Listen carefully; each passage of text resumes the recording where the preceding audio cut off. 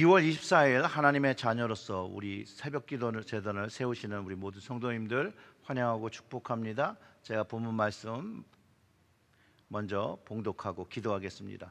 오늘의 말씀은 룻기 1장 6절부터 17절의 말씀입니다. 룻기 6절부터 17절의 말씀입니다. 그 여인이 모압 지방에서 여호와께서 자기 백성을 돌보시사 그들에게 양식을 주셨다 함을 듣고 이에 두 며느리와 함께 일어나 모압 지방에서 돌아오려 하려 있었던 곳에서 나오고 두 며느리도 그와 함께하여 유다 땅으로 돌아오려고 길을 가다가 나오미가 두 며느리에게 이르되 너희는 각기 너희 어머니의 집으로 돌아가라. 너희가 죽은 자들과 나를 선대한 것 같이 여호와께서 너희를 선대하시기를 원하며 여호와께서 너희에게 허락하사 각기 남편의 집에서 위로를 받게 하시기를 원하노라 하고 그들에게 입 맞춤에 그들이 소리를 높여 울며 나오미에게 이르되 아니니이다. 우리는 어머니와 함께 어머니의 백성에게로 돌아가겠나이다 하는지라. 나오미가 이르되 내 딸들아 돌아가라. 너희가 어찌 나와 함께 가려느냐? 내 태중에 너희의 남편들 아들들이 아직 있느냐? 내 딸들아 되돌아가라. 나는 늙었으니 남편을 두지 못할지라. 가령 내가 소망이 있다고 말한다든지 오늘 밤에 남편을 두어 아들들을 낳는다 하더라도 너희가 어찌 그들이 자라기를 기다리겠으며 어찌 남편 없이 지나겠다라고 결심하겠느냐? 내 딸들아 그렇지 아니하니라.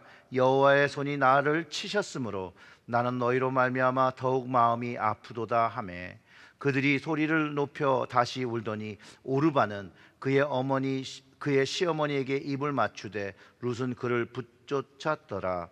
나오미가 또 이르되 보라 내 동서는 그의 백성과 그의 신들에게로 돌아가나니 너도 너의 동서를 따라 돌아가라 하니 룻이 이르되 내게 어머니를 떠나며 어머니를 따르지 말고 돌아가라 강권하지 마옵소서.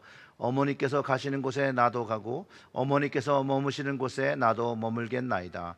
어머니의 백성이 나의 백성이 되고 어머니의 하나님이 나의 하나님이 되시리니 어머니께서 죽으시는 곳에서 나도 죽어 거기 묻힐 것이라. 만일 내가 죽는 일 외에 어머니를 떠나면 여호와께서 내게 벌을 내리시고 더 내리시기를 원하나이다 하는지라. 아멘. 기도하겠습니다. 하나님 아버지, 오늘 이 룻기의 말씀을 묵상할 때 하나님의 영적 양식인 것을 허락하시고 그 말씀을 하나님이 나에게 주시는 말씀, 그 레마의 말씀으로 붙잡고 오늘 하루를 살아갈 수 있는데 사용할 수 있도록 하나님 깨닫는 은혜를 허락하여 주시옵소서. 하나님께서 주장하여 주셔서 이 말씀이 오늘 우리에게 지침이 되며 방향을 주는 말씀 될 수 있도록 도와주시옵소서. 예수님의 이름으로 기도드렸습니다. 아멘. 룻기는요 우리 일상에서 하나님께서 어떻게 역사하시고 계시는 것을 알려주는 그런 책입니다. 사사가 치리하던 시기에 흉년이 듭니다. 유대 베들레헴 한 사람이 가족을 데리고 흉년을 피해서 모압의 땅으로 갔다라고 기록하고 있고요.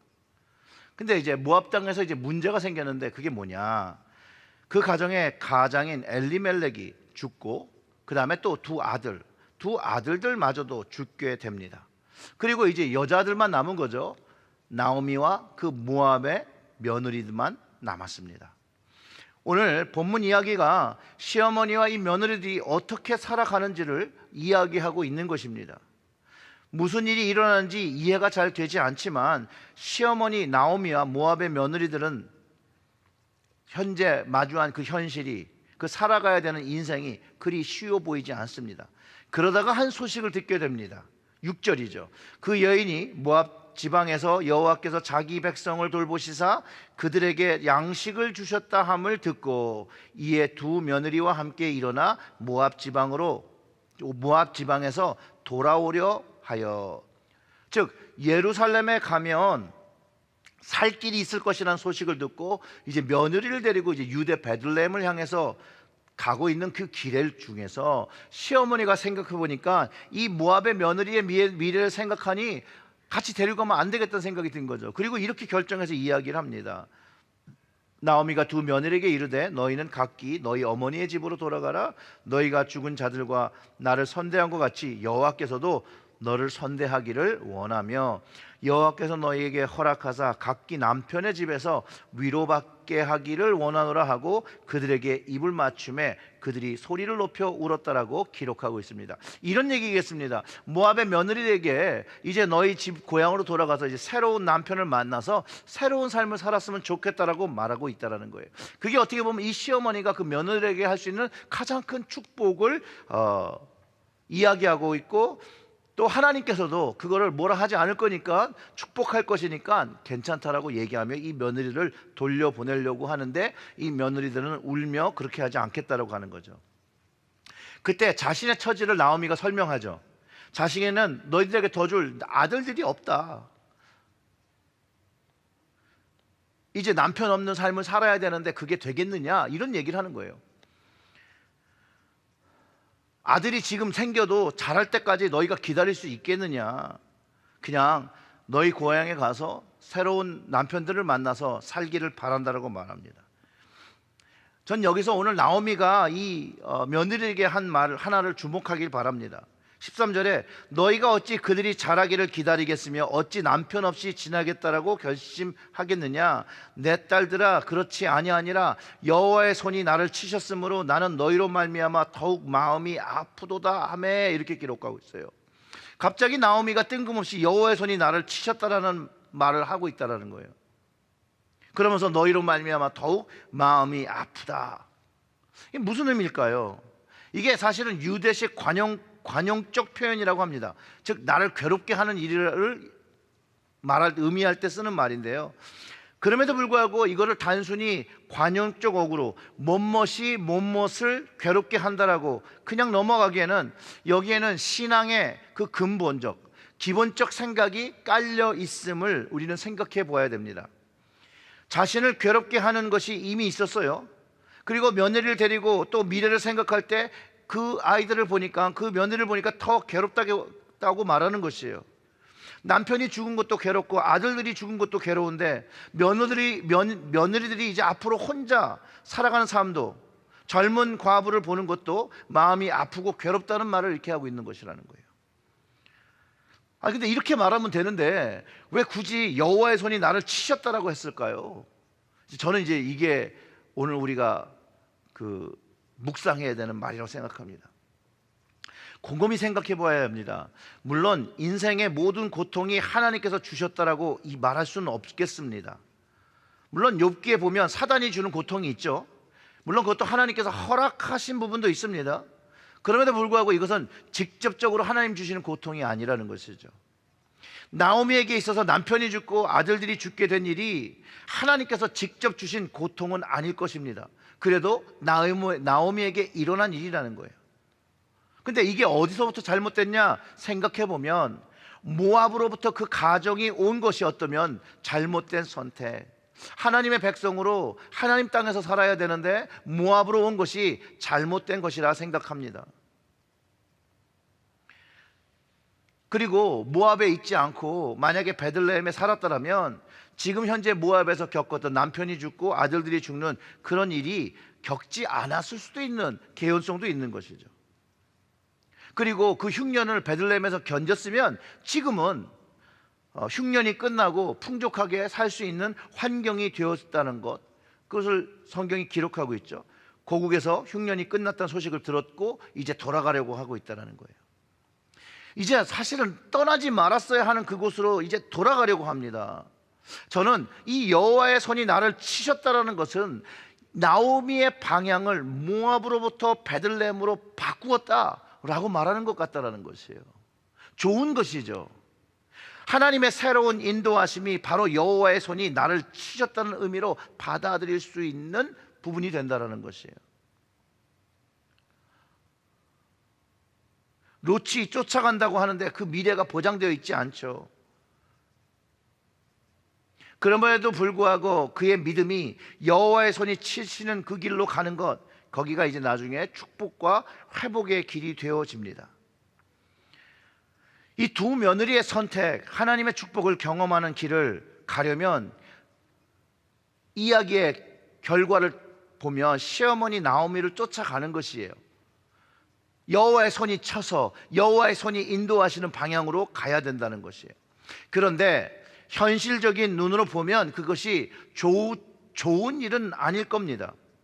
왜냐하면 정말로 시어머니를 쫓아 유대의 땅으로 가면 정말로 젊은 나이에 남편 없는 자의 삶을 살아야 되는 것이고, 반대로 고향으로 어머니의 집으로 가면 거기서 새로운 남편을 만나서 새로운 삶을 사는 것이 더 좋은 삶이라는 거 현실적으로 파악할 수 있습니다.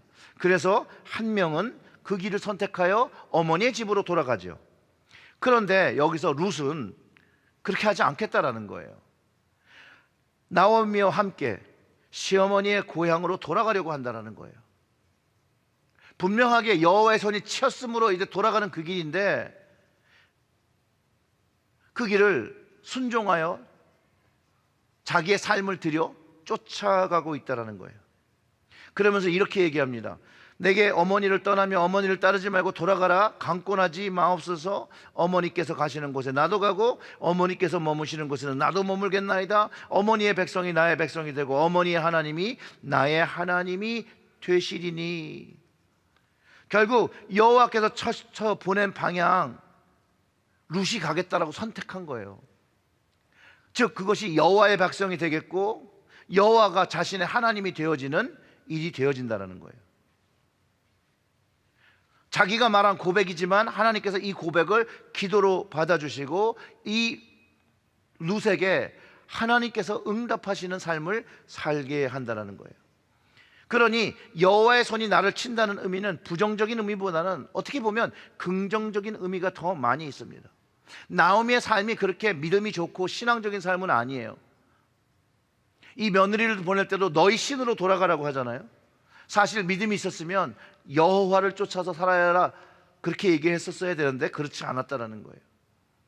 오늘은 우리가 여호와의 손이 나를 친다는 의미를 긍정적으로 받아들이고 우리가 이렇게 기도하며 묵상했으면 좋겠어요. 하나님의 손은 우리를 올바른 곳으로 인도하시는 손인 것을 믿고 하나님의 방향으로 가기 위해서 나를 쳐주시라 기도할 수 있는 말씀이라는 거예요.